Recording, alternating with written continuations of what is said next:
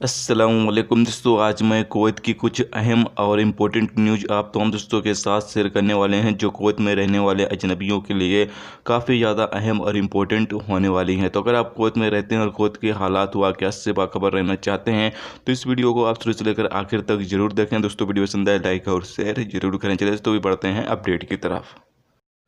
दोस्तों पहली खबर ये है कि कुवैत में हाल ही में एक बैठक के दौरान कैबिनेट के स्वास्थ्य मंत्री डॉक्टर बैसल अल सबा द्वारा प्रस्तुत योजनाओं की समीक्षा के बाद कहा गया कि अगर कोरोना वायरस के केस आगे भी इसी तरीके से कुवैत के अंदर रिकॉर्ड पर आते रहे, यानी कि 6 से 10 हफ्तों के दौरान भी इसी तरीके से जो कोरोना वायरस के मरीज हैं वो रिकॉर्ड पर आते रहे, तो उन्होंने सिफारिश की है कि कुवैत के अंदर दोबारा से कर्फ्यू जो है वो लागू कर दिया जाए। ये कर्फ्यू बताया गया है कि रात 9 बजे से शुरू होगा और सुबह के 4 बजे तक ये कर्फ्यू जारी रहेगा, यानी कि जुज़वी तौर से ये कर्फ्यू जो है वो लागू करने की सिफारिश की गई है।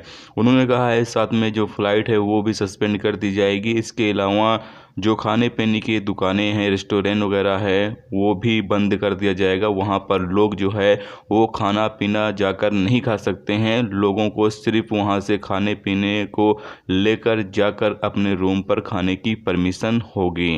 तो आप तमाम लोग भी अगर कुवैत के अंदर मौजूद हैं तो जो भी हेल्थ के रूल्स रेगुलेशंस हैं उसको ज़रूर से फॉलो करें, नहीं तो अगर केस इसी तरीके से आते रहे तो आने वाले दिनों में कर्फ्यू जो है वो दोबारा से कुवैत के अंदर लग सकता है।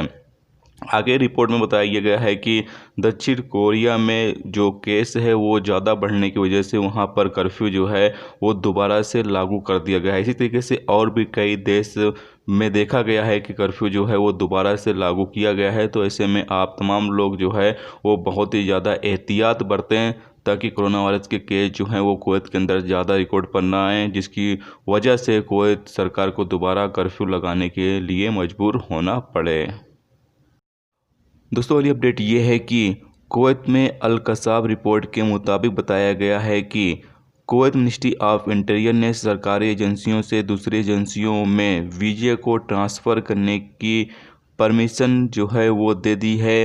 मिनिस्ट्री ऑफ इंटीरियर का कहना है कि आर्टिकल 22 के तहत फैमिली वीज़ा रखने वाले लोग जो हैं इसके लिए दरख्वास्त कर सकते हैं, यानी कि आवेदन कर सकते हैं। उन्होंने कहा है कि आर्टिकल 22 के वीज़े पर भी वो लोग जो है वो ट्रांसफ़र कर सकते हैं। तो ये एक अपडेट है कि वीज़ा जो है वो जो लोग सरकारी एजेंसियों में काम करते हैं आर्टिकल 22 के तहत फैमिली वीज़ा के तहत, तो वो लोग अपनी रेसिडेंसी को, अपने वीज़े को किसी दूसरी एजेंसी में जो है वो ट्रांसफ़र कर सकते हैं। दोस्तों अगली अपडेट यह है कि कुवैत में म्यूनसिपैलिटी की टीम इन दिनों जो है वो लगातार तफ्तीशी दौरे कर रही है अलग अलग इलाकों में, अलग अलग एरिया में। जो भी रूल्स रेगुलेशंस की खिलाफ वर्जी करते हुए पाए जाते हैं उनके खिलाफ फ़ौरन ही कार्रवाई की जा रही है। कुवैत के अंदर इन दिनों कोरोना वायरस को लेकर भी तहकीकात की जा रही है और जो रूल्स रेगुलेशंस जारी किए गए हैं मिनिस्ट्री ऑफ हेल्थ की तरफ से, लोग उसकी पाबंदी कर रहे हैं ये या नहीं कर रहे हैं, दुकानदार उसकी पाबंदी कर रहे हैं या नहीं कर रहे हैं, इसको लेकर लगातार तफ्तीशी दौरे म्यूनसिपाल्टी की तरफ से जारी हैं। तो तमाम लोगों से रिक्वेस्ट है कि जो भी रूल्स रेगुलेशंस बनाए गए हैं उसकी पाबंदी ज़रूर से करें। तो आज की वीडियो में दोस्तों इतना ही। उम्मीद करता हूँ ये वीडियो आपको पसंद आई होगी। पसंद आई लाइक और शेयर जरूर करें। चैनल पर नए हो चैनल को सब्सक्राइब करके साथ में मिलकर आइकन को जरूर प्रेस कर दें, जिससे जब भी मैं कोई नई वीडियो डालूँ उसका नोटिफिकेशन आप दोस्तों को मिलता रहेगा। चलिए दोस्तों मिलते हैं नेक्स्ट वीडियो में नेक्स्ट टॉपिक के साथ। जब तक रखिए अपना ख्याल रखिए। खुदा हाफिज़।